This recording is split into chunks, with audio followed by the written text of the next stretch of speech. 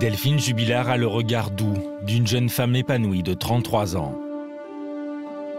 Sur les photos de l'album familial, aux côtés de son mari, ses grands yeux bruns veillent sur leurs 2 enfants, Louis, 6 ans, et Elia, sa fille de tout juste 18 mois. Mais derrière ces apparences heureuses, le couple s'apprêtait à divorcer. Dans la nuit du 15 au 16 décembre, Delphine Jubilard disparaît. Comment expliquer qu'une jeune maman aimante puisse ainsi s'évanouir dans la nature, à quelques jours de Noël? Dans sa ville de Cagnac-les-Mines, dans le Tarn, cette disparition soudaine plonge dans l'émoi tous les habitants de cette petite commune près d'Albi. C'est vrai que c'est une histoire qui touche quand même. On se met à la place de sa famille. C'est vrai que c'est pas facile. Mais les rumeurs circulent déjà, avec un mari désigné comme coupable idéal. Il est montré du doigt. Il n'ose plus sortir de chez lui. Pourtant, les enquêteurs n'écartent aucune piste. Drame conjugal, mauvaise rencontre, ou bien Delphine a-t-elle quitté la maison familiale pour rejoindre une connaissance cette nuit-là? Enquête sur une disparition mystérieuse. Il y a 10 jours, tout le quartier pavillonnaire où habitent les Jubilard s'est retrouvé bouclé. Leur maison encore en construction est fouillée pour la 3e fois. Pendant 10 heures, le moindre recoin est exploré, des objets saisis. Rien n'a encore filtré de ces dernières investigations. Bonjour madame, bonjour monsieur. Comme depuis un mois, ce couple de retraités est aux premières loges. Ils habitent la maison juste à côté. Ils connaissent bien Delphine et Cédric Jubilard depuis des années. Vous habitez ici depuis longtemps? 8 ans, on est rentré dans la 8e année et eux 7 ans. D'accord. On a vu les enfants grandir. Louis, il est né là. C'était pour la naissance, les anniversaires, on était toujours présents. De toute façon, ils nous appelaient Papy Michel et Mamie Olga. D'après eux, des voisins ne posant aucun problème. Bon, comment ça se passait le couple, j'en sais rien. En façade, ça se passait bien. Après, mais nous, j'ai jamais entendu crier, même le gosse se plaindre de papa, de maman. Plus le temps passe, plus on a de soucis pour elle. Hein. Donc, après, on pense à l'intervention d'un tiers. Le tiers, qui sait, le mari, le copain, une rencontre sur Internet, on ne sait rien. Michel arrive d'autant moins à comprendre que ce soir du 15 décembre, il a veillé tard. Et comme d'habitude pour lui, rien d'anormal. Il n'a entendu aucune dispute. Je suis sorti à minuit moins le quart, sorti la chienne. Bon, j'ai vu la lumière allumée, mais j'ai vu, je ne sais pas s'il y avait du monde. Hein. Je ne peux pas affirmer qu'ils étaient là. Et après, bon, dans la nuit, j'ai entendu des chiens. Je ne peux pas vous dire si c'était 2 h du matin ou 6 h du matin. Alors que s'est-il passé dans la nuit du 15 au 16 décembre? Il est 23 h quand Cédric Jubilard affirme être parti se coucher. Il ne constate la disparition de son épouse qu'à 4 h du matin, quand sa fille de 18 mois s'est mise à pleurer. Qu'a-t-elle pu faire durant ces 5 heures de temps?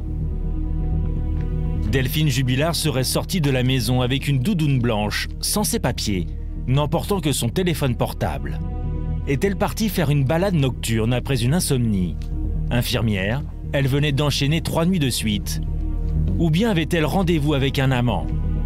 Mais autour de la maison, ni empreinte de pas, ni relevé de pneus.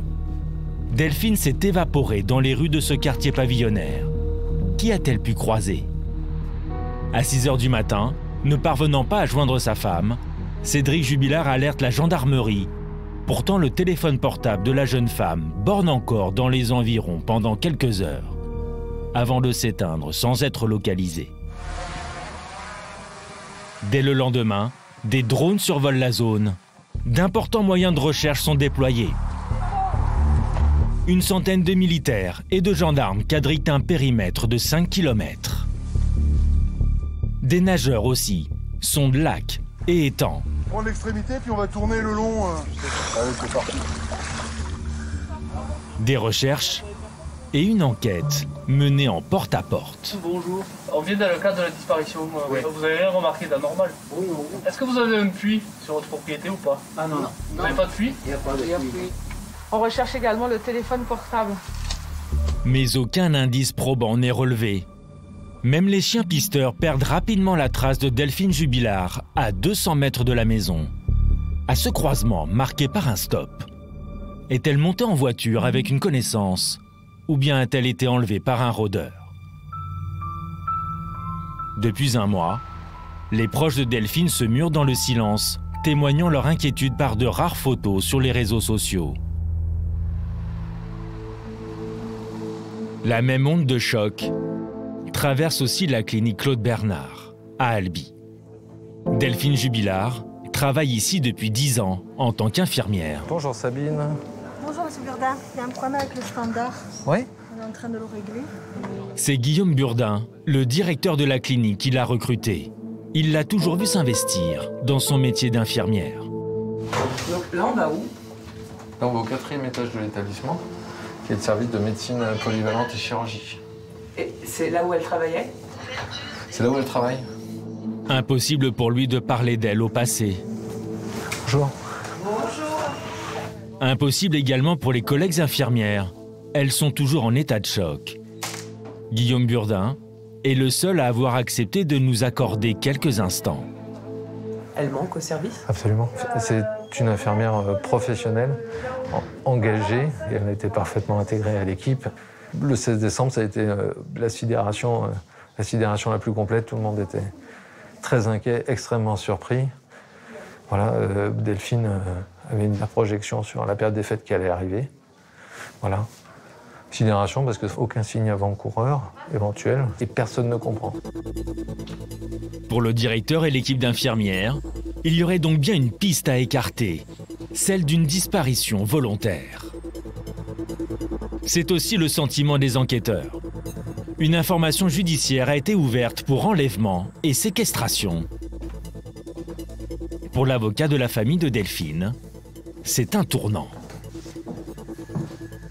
Là, c'est un moment fort, puisque c'est le moment où on décide d'ouvrir une procédure d'instruction criminelle. Ça veut dire que le dossier est criminalisé. Un rôdeur, mauvaise rencontre, une rencontre qu'elle aurait faite.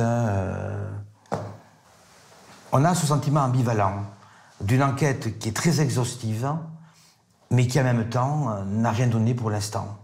Nous n'avons que les déclarations de son mari qui nous décrit une situation que rien ne peut confirmer ou infirmer à ce stade. Alors pour l'heure, tous les regards se tournent vers Cédric Jubilard. Son mari, son amour de jeunesse aussi. Ils se sont rencontrés à l'âge de 19 ans, filant la parfaite romance. Comme en témoigne ce montage vidéo réalisé par Delphine. Avec des voyages, un bonheur familial à venir. Mais aujourd'hui en friche, à l'image de leur maison, jamais finie. Elle n'a plus rien d'un jardin d'Éden. Le couple a des problèmes d'argent. Lui, peintre auto-entrepreneur dans le bâtiment, ses affaires ne tournent plus rond. Elle se plaint d'être la seule à rapporter un salaire fixe. Sont ces problèmes financiers qui minent leur relation. Delphine fréquente un autre homme depuis plusieurs mois. Le couple, du reste, est en instance de divorce. Dans le village de Cagnac-les-Mines, Cédric fait figure de coupable idéal. Alors depuis un mois, il s'est réfugié avec ses enfants chez sa mère, dans une commune voisine. Rares sont ses amis à continuer de le soutenir. Chupette. Mais c'est le cas de Ange. Lui garde le lien par téléphone et messagerie. Il a même créé une page de soutien. Quand je lui demande comment ça va, j'ai le cœur noué. Maintenant, il marque, oui, voilà, maintenant j'attends que les soupçons sur moi soient levés pour passer à autre chose. Les gens l'ont accusé dès le départ. On condamnait un homme dès le départ. Et aujourd'hui, je me suis dit, cet homme, il a besoin de soutien. Pour Ange, il est impossible que Cédric puisse passer d'époux trompé à meurtrier. Au sein du couple, la page était en train de se tourner, sans tension. Cédric était au courant. Comme Cédric a dit, ça fait des mois que ça va de l'aile, mais c'est pas pour autant qu'on allait s'arracher les cheveux. Et il a tout à fait raison. Pourquoi se prendre la tête? Ça va pas, bon, eh ben, on va se séparer, voilà. Moi, mon point de vue, je vois un homme fatigué de la situation actuelle. Il est montré du doigt, comme l'affaire Daval, comme ils disent tous. Il n'ose plus sortir de chez lui. Il a peur qu'on essaye de s'en prendre à lui, mais qu'involontairement, on s'en prenne à ses enfants. Car sur la toile, c'est une déferlante de haine et d'accusations sans preuve. Je vous parie que c'est le mari qui l'a fait. Il met du temps à prévenir la police, le temps de cacher le corps. Elle voulait divorcer, il ne l'aurait pas supporté. C'était écrit d'avance, un Jonathan Daval 2.0. Quand j'ai vu l'affaire à la télé, je me suis dit, encore un mari coupable. Cédric Jubilard est une cible jour et nuit. Comme cette fois-là, alors qu'il est en pleine conversation vidéo avec Ange. Qu'est-ce que ça dit? On sait que c'est toi, fils de... Tu vas souffrir en prison. Quand vous avez une menace comme ça fait peur. J'aimerais avoir une baguette magique pour faire arrêter les dires des gens. Qu'ils soutiennent Delphine, qu'ils soutiennent la famille de Delphine, qu'ils soutiennent Pierre-Paul Jacques. Je suis d'accord, mais qu'on ne carabine pas un homme. On est en train de fusiller cet homme. Sur les conseils de Ange et de quelques proches, Cédric Jubilard s'est constitué partie civile et a pris lui aussi un avocat. Près du tribunal d'Albi, dans son cabinet, Maître Jean-Baptiste Allary attend toujours les résultats des investigations menées par les enquêteurs depuis un mois. Aujourd'hui, le dossier, il est là. Vous pouvez vous-même en constater l'épaisseur. Il y a 4 pages, que les éléments factuels sont extrêmement minces à ce jour. Tout son travail aujourd'hui est de tenter de rassurer son client. Si je vous dis qu'il est serein, on va nous répondre « mais c'est quand même extraordinaire, voilà un homme qui est serein alors que sa femme a disparu ». Si je vous dis qu'il est anxieux, on va vous dire ben, « c'est bien normal qu'il soit anxieux, il a peur que la justice lui tombe dessus ». Donc, quoi qu'il dise, quoi qu'il fasse, ça sera dans tous les cas interprété et orienté contre lui. Dans la mesure où Cédric Jubilard est la dernière personne connue à avoir vu son épouse, il est normal que dans un premier temps, on se consacre sur cette hypothèse-là. À ce jour, les gendarmes ont procédé à une centaine d'auditions. Parmi elles, l'amant de Delphine, mais aussi des personnes déjà condamnées pour crimes sexuels ou crimes avec violence. À la clé, aucune garde à vue. La famille de Delphine garde toujours espoir de la retrouver vivante. D'autant que mercredi dernier, contre toute attente, son compte Facebook a été activé. Un message publié en son nom sur un groupe d'amis. Mais rien n'indique que ce soit elle qui l'ait envoyé. Le mystère de la disparition de Delphine, la jeune infirmière, reste entier.